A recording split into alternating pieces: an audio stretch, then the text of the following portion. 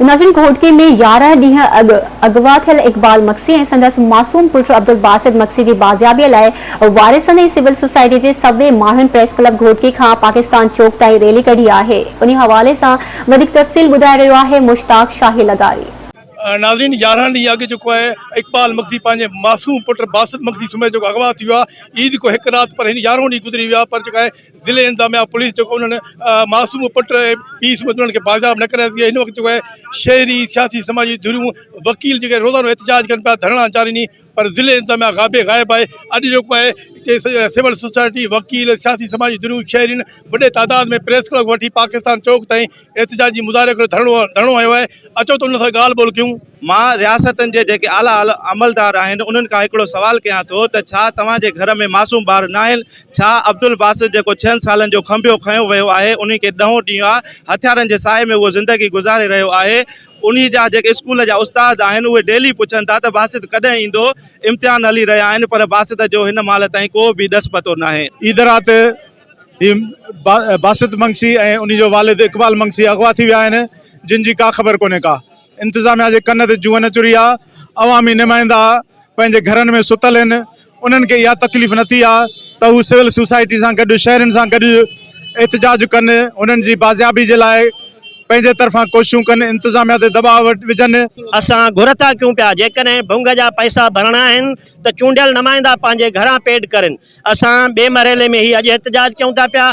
3 मरहले में B section थाणे national highway ते असां रोड ब्लॉक कंदासीं। आख़िरी मरहले में शटर बंदि अणॼातल मुदे ताईं कंदासीं। घोटके इंतज़ामिया हमेशह जीअं तव्हां ॾिठो त हमेशह चवंदी आहे, हर साल चवंदी आहे त असां ऑपरेशन कयूं पिया, पर हे 40-50 साल गुज़री वियो आहे, अञा ताईं ऑपरेशन मुकमल न थिया आहिनि, न ऑपरेशन जा का रिज़ल्ट मिलिया आहिनि। असां मुतालबो कयूं था हिन वक़्त त घोटकी ज़िले समेत सॼी सिंध जो अमन अमान खे बहाल करायो वञे। इंतज़ामिया जेकी आहे जंहिंजे मथां ज़िम्मेवारियूं आहिनि, SSP हुजे या DC घोटकी हुजे या कमिश्नर सखर हुजे, उन्हनि जेको आहे हिन महिल ताईं को बि अहिड़ो जेको आहे मौसर इक़दाम अख़्तियार न आहे कयो त अमन अमान खे कीअं बहाल करायो वञे। तव्हां ॾिसो था त 12 ॾींहं आहे अॼु मासूम ॿार हिकिड़ो अगवा थियल आहे। उनजो वाल साहब अगवा थियल आहे त उनजे घरनि में छा हूंदो, उनजे मिटनि माइटनि में छा हूंदो या उन एरिया में छा हूंदो।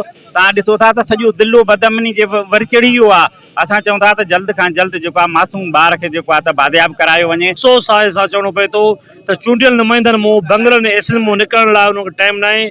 असां ईद कोटी सरापा एहतजाज आहियूं। चूंडियल नुमाइंदो उन्हनि जे घर में 2 मिंट कहीं बि न वियो आहे। असां शहरी ताज़मेन घोटकी ऐं सभु सिविल सोसाइटी जेकॾहिं 24 कलाकनि में माण्हू न मोटियो त इनशाला असां सभई गॾिजी करे राय अमल जोड़े करे शटर बंद हड़ताल जो ऐलान कंदासीं। नाज़रीन, तव्हां सियासी समाजी अॻुवाननि ऐं शहरनि जूं ॻाल्हियूं ॿुधियूं। उन्हनि जो इहो चवणु आहे त जेकॾहिं 24 कलाकनि अंदरि जेको आहे मासूम पुट जेको इकबाल मक्सी जो मासूम पुट उन्हनि खे बाज़ाब न करायो त तव्हां जेको एहतजाजी धरना जारी रखंदासीं। ऐं जेको आईंदा जेको असांजो लाहेमल हूंदो, असां नेशनल हाईवे खे ब्लॉक कंदासीं। एसि ताईं नेशनल हाईवे ब्लॉक हूंदो जेसि ताईं जेको इकबाल मक्सी खे ऐं उनजे मासूम पुट बासित मक्सी खे जेको आहे इंतज़ामिया आज़ादु नथी कराए। असां कंहिं बि शहरनि जो इहो बि चवणु आहे त कंहिं बि सूरत में जेको आहे मक्सी बिरादरी ऐं भुंग जी रक़म अदा न कंदी। भुंग जी रक़म जेका ॾियणी आहे त इहे चूंडियल नुमाइंदा ॾियनि, उहो मक्सी बिरादरी खे ग़रीब माण्हू नी। तंहिंजे करे इंतज़ामिया खे घुरिजे त जेको मासूम इकबाल मक्सी पंहिंजे मासूम पुट उन्हनि खे जल्द बाज़ाब करायो वञे।